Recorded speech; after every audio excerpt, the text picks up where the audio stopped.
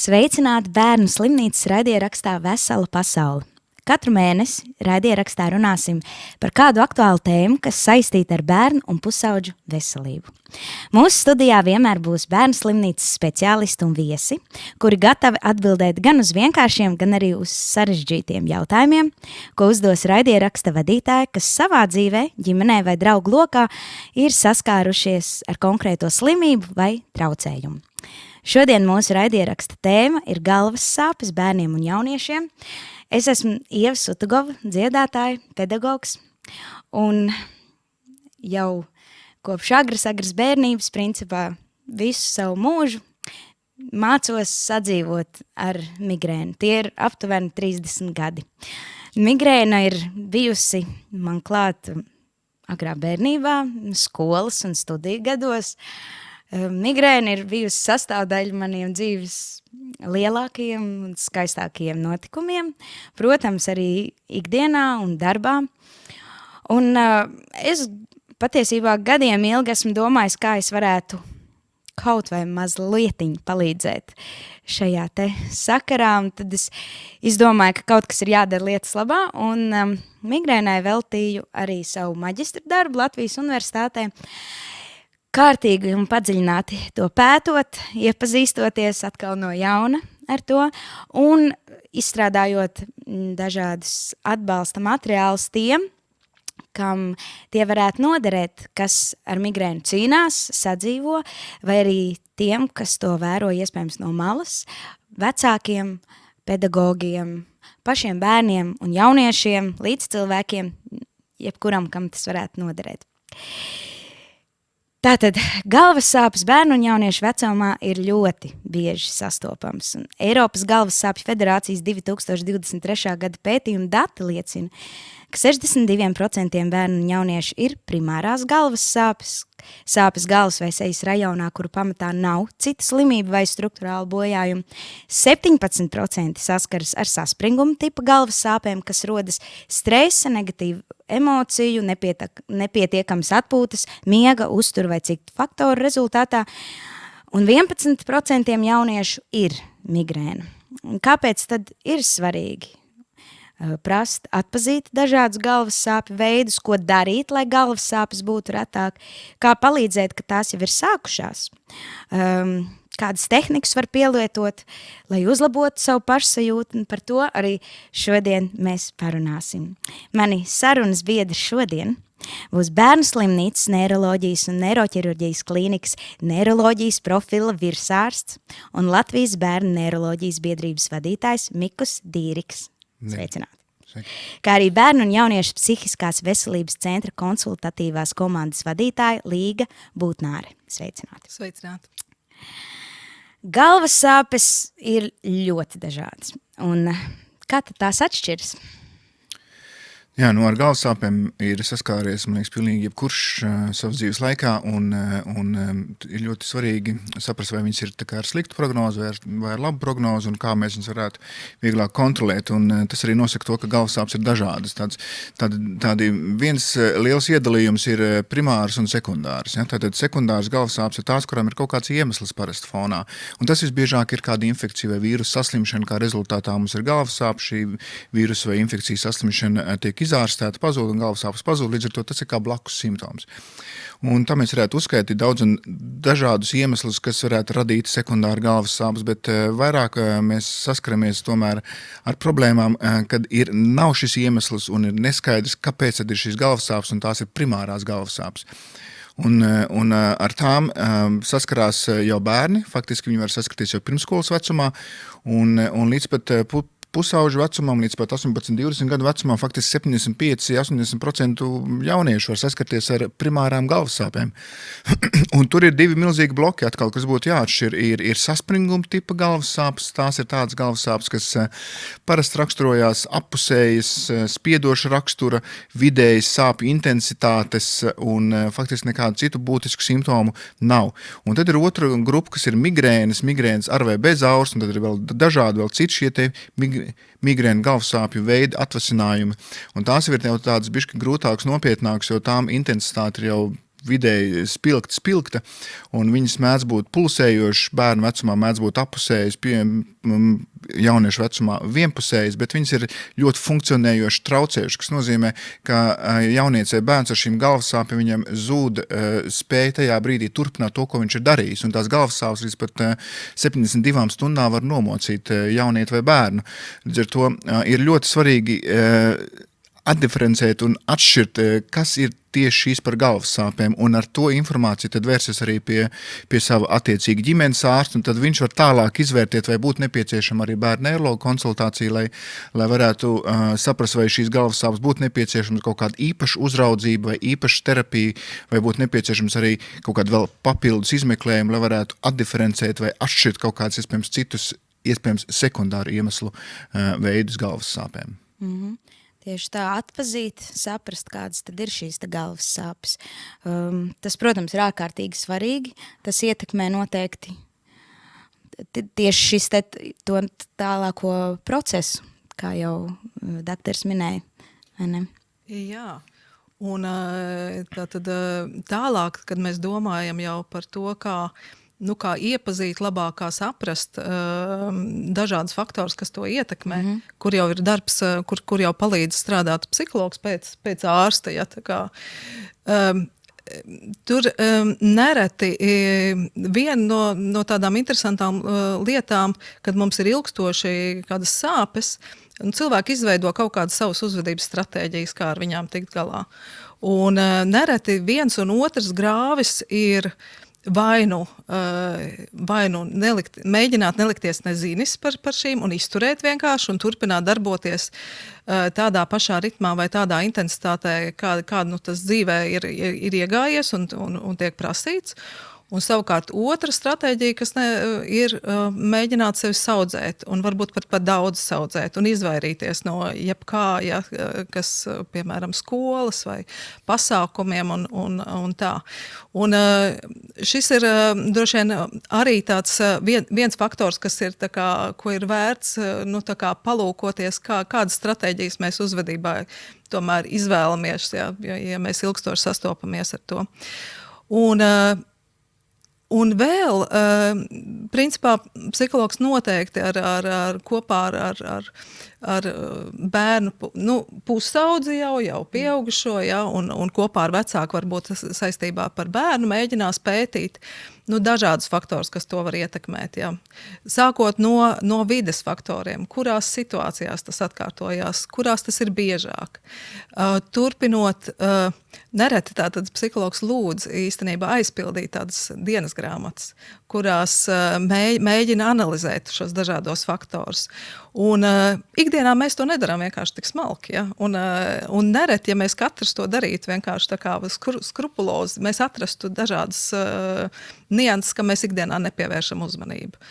Un šajā gadījumā psihologs noteikti gribētu saprast gan tos apstākļus, mēģināt ieraudzīt kopā, gan paskatīties uz kaut vai fizisko pašsajūtu, ja? Tās dienas, vai tā arī ir kaut kādā veidā ietekmējusi. Ja cilvēks ir neizgulējies, ja viņš ir saspringts, ja viņš ir neēdis, ja? Brokastis, piemēram, ja? vai nav dzērs, arī šie faktori, kuri liekas varbūt netik nozīmīgi, bet dažkārt tās ir arī tādi aspekti, kam jāpievērš uzmanība.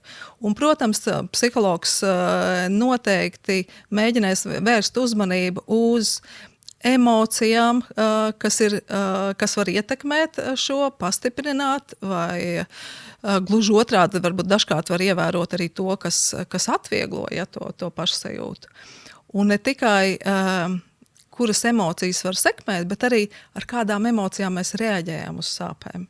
Ja, arī, piemēram, satraukumu. Ja, atkal man šīs sāpes, atkal viss būs slikti, un šis satraukums atkal var pastiprināt šīs, ja, tādu apli ciklu tādu veidot. Tātad šo pamanīt, un domāšana ir vēl viens liels faktors, kas ir, ko ir svarīgi izsekot līdzi arī šajā piemēram, tādā sāpju dienas grāmatā, ja, ko es domāju, kādas automātiskās domas man veidojās par šo situāciju, un izķert, principā tā doma ir izķert domāšanas kļūdas, kas mums ir uz emocionālās, ja, tādas domāšanas pamata ļoti viegli veidojās, ja. Piemēram, tipiskas domāšanas kļūdas ir tāda katastrofizēšana, ja, kad viss ir slikti un nekad nebūs labi, piemēram. Ja. Vai tādā dalīšana, vai viss ir pavisam labi, vai viss ir pavisam slikti. Vai, piemēram, filtrēšana, tāda, ka tu pievērs uzmanību tikai sliktajam, ja? Kas ir, mums visiem tas ir tipiski kaut kādās dzīves situācijās, bet ir ļoti vērtīgi to kaut kādā brīdī pamanīt un padomāt, kā šo var mainīt, jo tas tiešām arī visi šie faktoriņi savācās un arī papildus, ja, tā kā šo bildi var veidot. Un šis ir tāds ceļš, ko mēs arī varam tā kā palīdzēt atvieglot to situāciju. Laikam tas vēl viens svarīgais, ka psihologam, protams, nav burvju nūjiņas, tāpat kā arī ārstam bieži vien nav burvju nūjiņas, bet mācīt cilvēkam atpazīt un labāk pārvaldīt, tikko kā arī daktars saka, ja, un atvieglot šo sajūtu, tas gan ir tā realistiski, ja, un to var kopīgi, ja, tā kā izmantojot dažādas šīs pieejas pamazām darīt. Jā, viss ir slikti un nekad nebūs labi. Es domāju, migrēnas lēkmes laikā to domā daudzi. Un bieži vien iespējams to pavada arī teksts, vai to es teicis, tā kā tu pats, tātad migrēnas pacients, vai iespējams un ļoti bieži arī no malas, vai tas ir pedagogs, vai vecāks, vai kāds cits, ka vienkārši savācies, tagad ir jāsaņemās, tagad nevar čīkstēt. Un līdz ar to iespējams, ja tas atkārtojas, šāda te komunikācija, tad varbūt līdz tam speciālistam nemaz netiek. Kas ir tie pacienti, tie bērni, jaunieši, kas visbiežāk meklē šo speciālistu palīdzību? Kopumā es gribētu vēl īsi atgriezties pie tā, ko es sacīju. Kolēģi, manuprāt, ir ļoti svarīgi galvas sāpēm, jo galvas sāpes ir ļoti vispārīgs simptoms. Un tas, ja mums atnāk uz konsultāciju un saka, man ir galvas sāpes, ļoti grūti norentēties. Līdz ar to ir svarīgi jau iepriekš tomēr pārnāt ar savu ģimenes ārstu un arī vērsties pēc informācijas, bišķiņ padziļinātāk vai vecākam vai jaunietim bērnam varbūt būs grūtāk, bet tiešām tajā pašā Vesela pasaulē LV mums ir ļoti labs šķirklis par galvas sāpēm. Tur ir ļoti laba informācija, kur var vienkārši iepazīties, izprast, un jau arī var šo galvas sāpju dienas grāmatu var iegūt un jau sāk rakstīt, un tas mums reiz arī dod pilnvērtīgāku konsultāciju ārsta kabinetā. Un attiecīgi tajā brīdī arī mēs jau varam pateikt, vai jums ir, vai jums nav nepieciešama kaut kādas papildus lietas, lai mēs bišķiņ vairāk orientētos. Un tie, kas nāk uz tā ārsta kabinetu, bieži vien mums tomēr ir tie, varbūt, kur nav sagatavojušies. Faktiski, ja tie, kur nav varbūt paši sapratuši, analizējuši to savu situāciju, iemācījušies, varbūt izlasījuši to papildus informāciju, kas būtu ļoti svarīgi, lai mēs varētu pēc iespējas ātrāk atkal tikt uz nākamo sošanī procesā. Un, protams, tie, kas nāk, tie lielā mērā ir divas grupas. Ja? Tātad tās ir tie, kas ir sākuši varbūt 6, 7, 8 gadu vecumā skolas, ja? Tātad kaut kādas apstākļu maiņas, ja? Tātad šeit tomēr ir tā psiholoģiskā komponenta diezgan nozīmīga. Un tad nākamās grupas ir virs 10, 12 gadu vecuma, varbūt tur vairāk ir meitenes. Un tur arī mēs skaidri redzam, ka tur arī ir lielāks pīķis arī šai migrēnas attīstībai. Un faktiski tās ir tādas divas nozīmīgākās grupas, bet kopumā es vēl gribētu sacīt, ka jebkurš ārsts arī savā praksē vai mājās, mamma vai tētis vai arī jaunietis, var bišķiņ saprast tās lietas, kas būtu ļoti nozīmīgas, lai ātrāk vērsos pie ārsta, un tās ir sekojošas. Tās, piemēram, ir pirmreizējas galvas sāpes diezgan stipras pirmskolas vecumā, ja? Tas ir diezgan tāds sarkans karoks. Ja?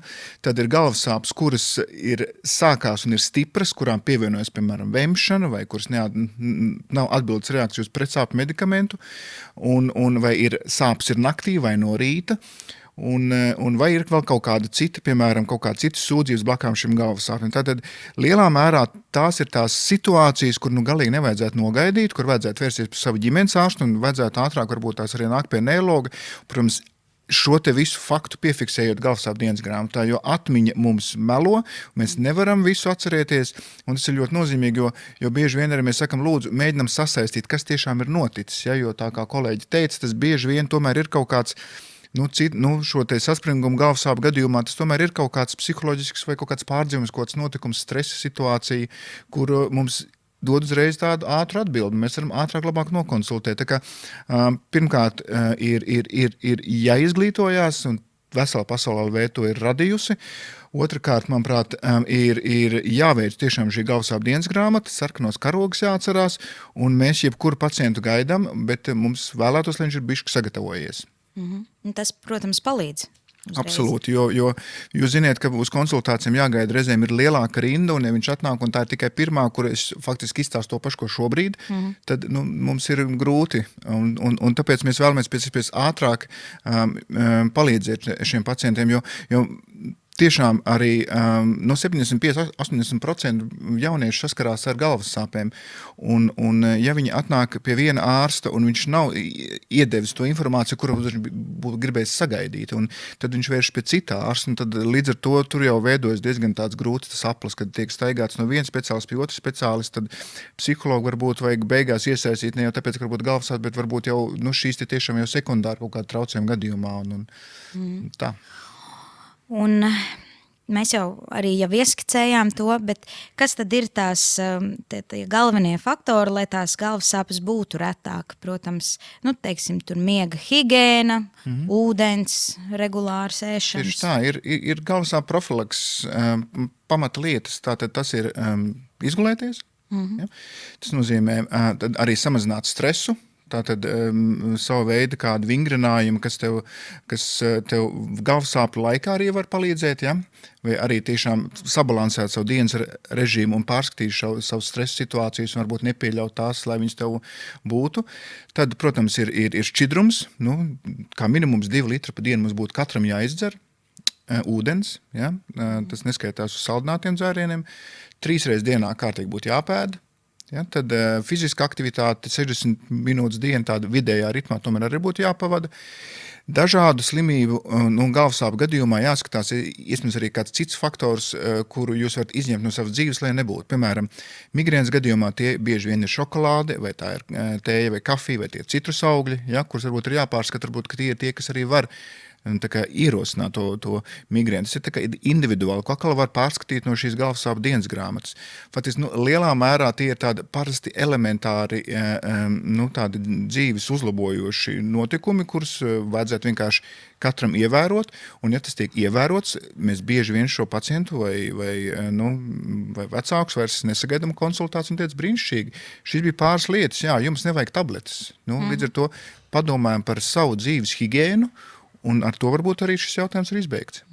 Un ja galvas sāpes ir sākušās, teiksim, vienkārši galvas sāpes, vai tā ir migrēnas lēkme, kas ir tāds pirmais, protams, medikamenti. Bet, Protams, migrēnas lēkmes gadījumā pirmais, kas ir nepieciešams, tomēr ir jebkāda veida sensori mazināt. Ja, tas ir tomēr tā kā nokļūt telpā, kur tu vari dabūt nost skaņu, to pašu kaut kādu smaku, gaismu, ja, tas tā kā samazināt sensors, ja, un tajā brīdī jau tas rada savu veidu atvieglojumu. Bieži vien pacientam arī palīdz, ka viņš aizmiega, un pēc piecelšanās galvasāpe ir pārgājusi. Ja, tad tas ir tā kā nemedikamentos tā pieeja. Bet, ja mēs saprotam par to, ka galvasāpe mēdz būt no 24 līdz 72 stundām migrēna, un viņi ir stipri, viņi ir funkcionējoši, tā kā tiešām tur 2 dienas faktiski tu esi ārpus strīpas, un tad ir dažādi preparāti, kuri tomēr ir paredzēti. Un pirmais ir parastie šie nesteroīdie pretiekaisuma līdzekļi. Tas ir ibuprofēns, ja, ibumetīns, ja, un faktiski, ja uz viņu ir atbildes reakcija, ļoti labi, viss kārtībā, ja, atbilstoši devām. Ja, to tad var caurskatīt vai pārnāt ar savu ģimenes ārstu. Bet tad nākamais posms ir tas, ja, piemēram, pusaudzis virs 10-12 gadu vecumam, ja šie līdzekļi īsti nestrādā, tad atkal ir speciāla medikamentu grupa, ko sauc par triptāniem. Un tos arī ir šobrīd pieejams lietot arī jauniešiem. Ir arī viens otrs medikaments, ko var lietot arī ar tādu piesardzību, bet arī izrunāšanos ar 6 gadu vecumu. Bet tātad migrēnas lēkmju kopēšanai, pirmkārt ir apstākļi, un iespējams arī šī terapija ir iespējama. Ja? Un, protams, ir svarīgi arī lietot laicīgi šos medikamentus, un to noteikti visu var pārrunāt tālāk, tad atkal konsultācijā. Un, manuprāt, lielisks atslēgas vārds ir tā atbilstoši, kā ir ar dakteru runāts tās devas un viss, jo citādi tur var, kā saka, ieslīgt arī nākamajā līmenī, diemžēl, kurā arī es esmu bijusi, kas ir tas aburtais loks, ka tev jau sāk prasīt organisms tās vielas. Un tāpēc tas ir ārkārtīgi, no pieredzes saka, ārkārtīgi būtiski. Sakiet, kā rehabilitologs var palīdzēt, teiksim, galvas sāpju pacientam, vai ir kaut kādas metodas, ko pielietot? Jā, rehabilitologs ir ārsts, kurš faktiski izvērtē pacienta šo te funkcionālās spējas un mēģina sastāstīt kopā ar tām galvas sāpēm. Jā, un tad bieži vien viņš nosūta pie fizioterapeita un galvas sāpju gadījumā mēs arī šo saspringumu galvas sāpju gadījumā mēs varam konstatēt, ka ir tāds saspringums. Ja? To arī tā var saprast. Ja? Un saspringums bieži vien ir plecu joslā. Ja? Tad bieži mīl teikt, ka stress vai nogurums vai pārslodzes sēž uz pleciem. Ja? Tad visu laiku ir tāds saspringums, un tas tomēr var radīt arī šādu veidu galvas sāpes. Līdz ar to fizioterapeits arī var pārrunāt faktiski dzīves higiēnu, saprast, kas notiek ar jūsu fizisko aktivitāti, kad tas ir vairāk šīs sāpes, kas notiek ar jūsu mugursomas lietošanu, kā jūs viņu lietojat, ja? Un arī iespējams reizēm var arī palīdzēt kādi tiešām tādi atvieglojoši vingrojumi, masāžas vai baseina nodarbības, ja? Tātad pārrunāt arī šo skatu punktu, un tas, man liekas, ir tāds ļoti svarīga lieta bieži vien, ja? Jo tikai ar zālēm vai ar kaut kādām citām lietām mēs netiekam klāt, kā piemēram mēs bieži vien palīdzam psihologam, viņš no savas puses paskatās šo pacientu, fizioterapeits, rehabilitologs no savas puses paskatās uz pacientu. Ir viena otra galvas sāpe, kur arī mums ir nepieciešama algologa, tad sāpju medicīnas speciālisti iesaist, kas nozīmē, ka tur ir daudz specifiskākas lietas, jo tur iespējams ir kāda jau tāda, tādas blokādes jāveic, ja, kas ir jau tā kā ļoti, ļoti specifiski. Līdz ar to galvas sāpe tādā nopietnā, tādā sarežģīta gadījuma ir daudz dažādu speciālistu iesaist, un rehabilitologam un fizioterapeitam ir viena no svarīgākajām pozīcijām arī.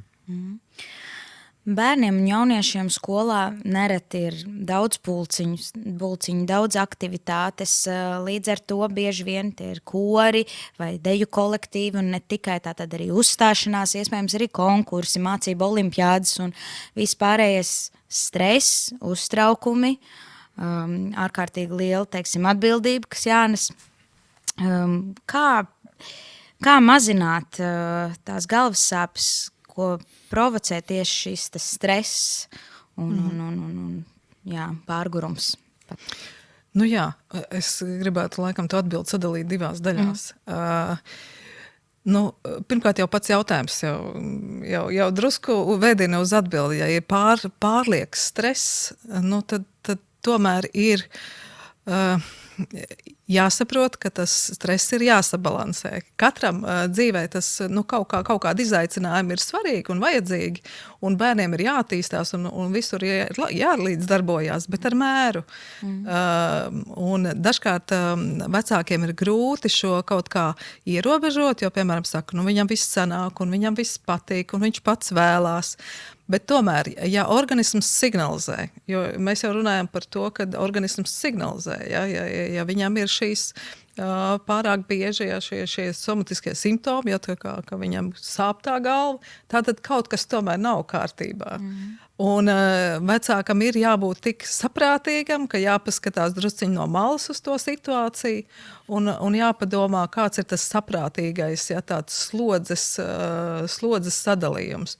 Un cik tomēr ir iespējams un cik tomēr, jo tas ir skumji atteikties no kādām aktivitātēm. Īpaši ļoti patīk vai padodas. Jā, un padodās un ir sasniegumi. Tas tiešām ir grūti nevien pašam pusaudzim, bet arī vecākam tas ir grūti.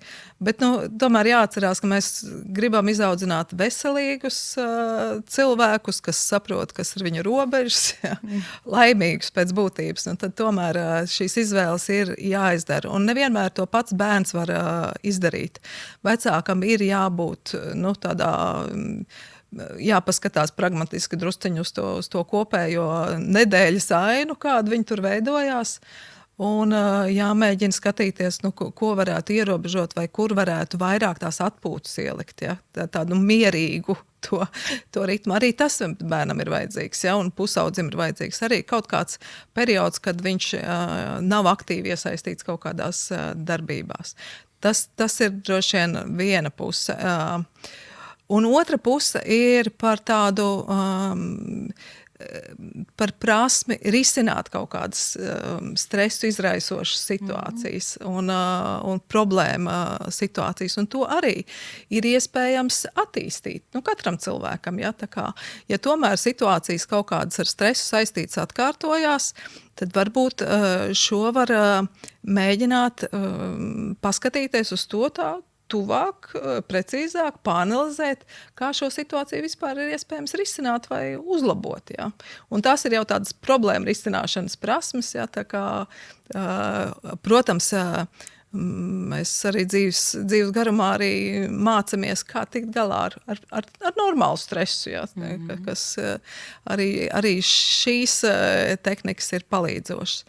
Bet kopumā tomēr saprātīgi izvērtēt to, ko doktors arī teica, ja, tāda normāla dzīves tāda higiēna, bez tās nekur.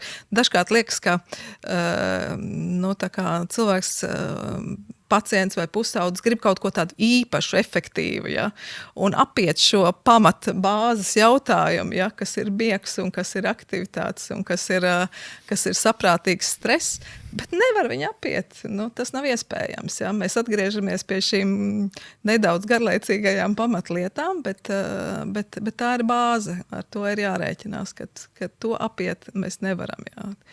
Un pie tā atgriežamies. Tā kā saprātīgi izvērtēt to stresa apjomu un arī pieaugušiem, es domāju, tas ir izaicinoši. Un skatīties, ko var iemācīties, ja? Ko var iemācīties, kā labāk tikt galā ar problēmu situācijām un kaut kādām stresa situācijām. Ir arī tāda daļa bērnu un jauniešu, kuriem ir hroniskās galvas sāpes. Nu, kādi tad ir ieteikumi šiem te pacientiem? Jo hroniskās galvas sāpes, tas ir, tikai lūdzu palabojiet, ja es ne tā, tas ir tātad mēnesī 15 un iespējams vairāk epizodes. Ja? Jā. Nu jā, tur atkal ir jāmeklē iemesls, no kurienes tas ir, cik ilgi tas ir, un bieži vien mēs tomēr arī saskaramies ar to, ka mums ir diezgan brīvi nopērkami dažādi pretsāpju medikamenti, un pacients vai tiešām pusaudzis bieži vien viņš nav iedziļinājies šajā jautājumā, viņš tiešām vēlās to vienu ātro tableti un vienu ātru situācijas atrisinājumu, bet to dzīves ritmu, lai es tikpat ātri, cik tas bija vakar. Un tas īsti tā kā neiet kopā, un tajā brīdī, kad tu jūti, ka tā tableta vairs nepalīdz, tu vēl ņem nākamo, un tu bieži vien lieto vairāk kā 10-15 tabletes mēnesī, un tas varbūt jau vairāks mēnešus, un tajā brīdī mēs esam ļoti tādā citā grāvī, ko sauc par medikamentu izraisītām galvas sāpēm, ja, un kas ir ļoti, ļoti sarežģīts, atkal process, lai no tām tikt vaļā. Un tas ir tāda viena puse, kur varbūt slēpjās šīs te hroniskās galvas sāpes. Bet, protams, ir arī īstās tādas hroniskās ikdienas galvas sāpes, kur ir nepieciešama tomēr varbūt ne ikdienas bērnu neiroloģa konsulē, bet jau bišķiņ padziļinātāk, ja, kas nozīmē, ka tāds kā galvas sāpju speciālists, un jo tur ir jāizvērtē un ir jāskatās, iespējams, ir nepieciešama jau kaut kāda papildus profilaktiska terapija, tas ir katru dienu lietot medikamentu, citas veida medikamenti nekā pretsāpju medikamenti, lai samazinātu šo galvas sāpju biežumu, un šāda speciālista pieeja arī ir šobrīd bērnu slimnīcā, kur būtu šī galvas sāpju vienība, galvas sāpju speciālists, kurš šādos jautājumos arī iedziļinās daudz nopietnāk, daudz dziļāk arī izvērtē šos visus apstākļus, ja? Un, protams, arī sadarbojas ar citiem speciālistiem, kas arī ir psihologi, ja? jo tas arī, protams, ir šis lauks. Līdz ar to tādas hroniskas galvasāpes mēs saskaramies, un tā pirmkārt tā ir konsultācija pie ģimenes ārsta, otrkārt tā ir konsultācija pie parastā bērna neiroloģa, kurš iziet cauri šiem pāris punktiem, kurus vajadzētu novērst, ja? Pārunā šo pamatpozīciju, un ja tas tomēr īsti nav līdzējis, tad mēs dodamies tālāk jau pie lielāka speciālista, kas ir šobrīd arī mūsu slimnīcā pieejams. Jā, jūs jau minējāt galvas sāpju vienību, bet varbūt drusciņi vairāk par to. Tātad kopš oktobra bērnu slimnīcā darbu sākus ir galvas sāpju vienība. Ko tad dara un kāpēc tāda ir izveidota? Es jau ieminējos, galvas sāpju vienība ir izveidota pirmkārt tāpēc, ka mēs saskaramies, ka pacienti ar galvas sāpēm bieži vien vērš uzņemšanas nodaļu atkārtoti. Līdz ar to viņi nav pārskatīti, viņiem nav skaidrs šis ceļš, pa kuru viņam būtu jādodas, lai šis galvas sāpes samazinātu. Un otrkārt, tomēr mēs arī konstatējam, ka ar galvas sāpēm bieži vien vēršās varbūt citās iestādēs Latvijā, kuras īsti nav tā kā bērnu medicīnai domāts, un arī tas veido un biškiņ tā kā maina šo te uztveri, kā tā veidā būtu jārūpējas par galvas sāpēm bērnu un jauniešu vecumā. Un tad tā mūsu kopīga kolēģu komandas ideja ir izveidot tādu pilnīgi patstāvīgu vienību šeit, kur būtu pieejama ļoti nopietna galvas sāpju gadījumā šī te pieeja, kas ir diagnostika, kas ir uzraudzība, kas ir terapija. Nopietnu gadījumā arī ir iespējams šo te pacientu vai pusaudzi arī stacionēt slimnīcā un padziļinātāk izvērtēt. Ja? Un ir jāsaprot par to, ka arī galvas sāpju gadījumā ļoti nozīmīga lieta ir arī miega, higiēnai, miega traucējumiem. Ja? Un līdz ar to arī šī te sadaļa miega traucējumi ir iespējams arī mūsu slimnīcā. Līdz ar to tas viss ir tāds komplekss pasākums, kur tomēr vajag bišķiņ vairāk skatīties. Un tajā brīdī, kad galvas sāpju vienība būtu aktīvāk, arī strādās aktīvāk, mēs sagaidām, ka mums būs mazāk bērnu, kuri versīsies un ar uzņemšanas nodaļā ar galvas sāpēm, kuras nav pārskatīts. Un, protams, arī iespējams, ka arī ātrāk mēs spēsim palīdzēt, būs samazināts arī iespējams šīs te rindas pie bērnu neirologa, kur jo mēs zinām, ka pacienti iet no viena pie otru, pie otru, kurš pēc iespējas ātrāk sniegs šo mierinājumu dažādos ceļos, un tādējādi arī mēs atļausim nokļūt varbūt pie bērnu neirologa pacientam, kurš varbūt daudz ilgāk ir gaidījis. Līdz ar to mēs vēlamies sakārtot, jo šobrīd galvasāpju diagnostikā un ārstēšanā ir diezgan skaidrs vadlīnijas, tātad ir skaidrs ceļš, kādā veidā mums to visu vajadzētu darīt. Un tas viss ir faktiski pat no sākuma līdz pat izvesļošanās fāzē viss ir iespējams ir bērnu slimnīcā, un tas ir mūsu pienākums. Jā. Redziet, ne tikai es šodien jums uzdod jautājumus, bet arī sociālo tīklu lietotāji ir iesūtījuši jautājumus, un šeit patiesi ir tādi īsti jautājumi. Pirmais no tiem. Bērnam ir 10 gadi. Ik pēc pāris nedēļām sūdzas par sāpēm pierē. Manuprāt, tas ir stress, nepietiekama ūdens dzeršana, bet varbūt tomēr kaut kas cits tas varētu būt. Diezgan Jā, tipisks gadījums. Jā. Tas ir tāds galvas sāpes, kuras ienāk un šīs visas sūdzības ir. Mēs jau minējām, tur ir ļoti svarīgi atkal pārskatīt un iepazīties ar šīm galvas sāpēm ar savu ķermeni, kas ar mani notiek, un tomēr bišķiņ atzīmēt vairāk, kas ap to situāciju ir noticis, kā viņas man raksturojās, lai mums būtu vairāk informācija, vai tiešām tās ir tiešām tikai tādas galvas sāpes pierē, varbūt ir kaut kas vēl cits tiešām blakām bijis, vai kāds slikts dušas epizoda, vai kāds redzes traucējuma epizoda. Bet, protams, šī situācija pēc būtības var arī prasīt ģimenes ārstu tādu tikai iesaisti. Tas nozīmē, ka viņš sāk šo pašu sākumu, ja, tad viņš iepazīstina ar šiem te galvasāpju profilakses pasākumiem, viņš izvērtē arī šos te sarkano karogu simptomus, kurus es minēju iepriekš. Un ja šie divi punkti ir sakārtoti un mēs nekādus simptomus neredzam, iespējams, ka tas ir jānovērojos vēl un pašam pacientam vajag iegūt tāds bišķiņu vai ģimenē vajag iegūt vairāk zināšanas par to, kas ir galvasāpes, kā viņas var nokļūt. Ja? Un atkal tā mājaslapa mūs var palīdzēt. Ja? Bet gadījumā, ja tomēr mums ir kāds sarkanais karoga simptoms, tad, protams, ir jāvēršās ar šādām sāpēm un mēs skatāmies tālāk, vērtējam. Jā. Otrais jautājums. Bērnam ir 5,5 gadu. Sūdzas par galvas sāpēm jau 2 gadus, kopš piedzima brālītis. Kā zināt, ka galvas sāpes nav uzmanības trūkums, neirologs iesaka psihologu un smilšu terapiju, vai tomēr uzstāt uz izmeklējumiem, kādi tie varētu būt? Līga varbūt sāksim ar jums. Jā, par galvas sāpju gan, es domāju, visādā gadījumā par to, ka šī sakritība par šo uzmanības prasīšanu un iespējamo uzmanības prasīšanu viņu nedrīkst novērtēt arī par zemu. Bērna organisms, ja viņš kaut ko, ar kaut ko netiek galā savā dzīvē, kaut kas ir ļoti būtisks, maziem bērniem somatizācija notiek ļoti viegli. Jā, tā kā, un tādā tie signāli var tikt padot šādā veidā. Un to noteikti nevajag ignorēt arī šo faktoru, ja, jo tiešām jauna ģimenes locekļu ienākšana ģimenē ir tāds normāls dzīves stress, ja, priekš bērna, un pietiekami liels laiks un vajadzīgs, lai pie tā adaptētos. Ja. Un to noteikti netraucēs situācijai tas, ja tam pievērsīs drusciņu vairāk uzmanību un mēģinās atvieglot tam bērnam šo procesu, kā sadzīvot ar šo situāciju, kad ģimenē ir vēl viens, kuram tiek veltīt daudz uzmanības, ja, un nedaudz vairāk uzmanības, nedaudz vairāk individuāla laika, nedaudz vairāk tādas vērības, ja, noteikti neskādais jebkurā gadījumā šai situācijā. Protams, ja ir bažas droši vien, un šis ir, es saprotu, tāds pirmsskolas vecuma, ja, gadījums tomēr, tad... Tieši tā. Jo, jā, es varētu piebilst, ka mēs šeit saskaramies ar vienu no sarkano karoga simptomiem, vai ne? Tātad pirmskolas vecuma galvasāpes, un tās ir maz, ir 5-10% vecumā ir galvasāpes. Ja?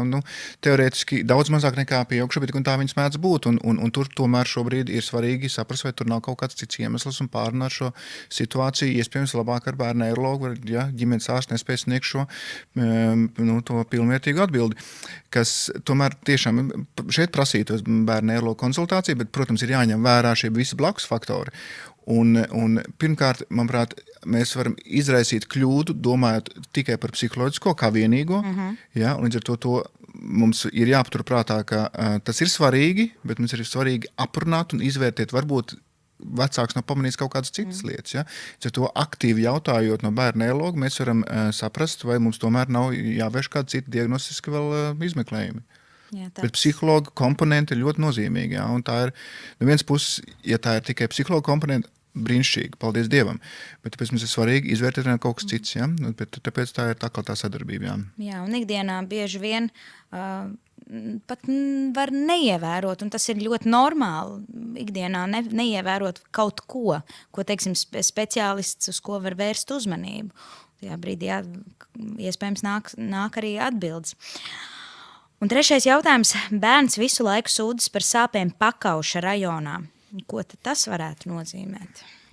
Šāda veida sūdzības atkal, tādas, viens teikums. Jā, diezgan grūti uzreiz atbildēt, ko mums tagad vajadzētu darīt. Līdz ar to tas tomēr prasa bišķiņu iedziļināšanos, kā tās galvasāpes ir, vai ir kaut kādas citas sūdzības. Ja, pakauša galvasāpes tomēr ir arī tāds sarkana karoga simptoms, kur tomēr būtu iegūst papildu informāciju, ja, un jāvērt, jāskatās arī iespējams kādi citi sekundāri iemesli. Līdz ar to, tādā pateikt, tagad darīsim to būs viss kārtībā. Es nevaru, līdz ar to tas tomēr prasa padziļināt varbūt šo te ģimenes ārsts sākals ar šo pašu sākumu, pārunā situāciju, un ja viņš konstatē, ka tomēr ir kāds sarkanā karoga simptoms vai profilakses pasākumi viss ir izdarīt, un galvasāpes tomēr saglabājās, jāvēršās pie neirologa.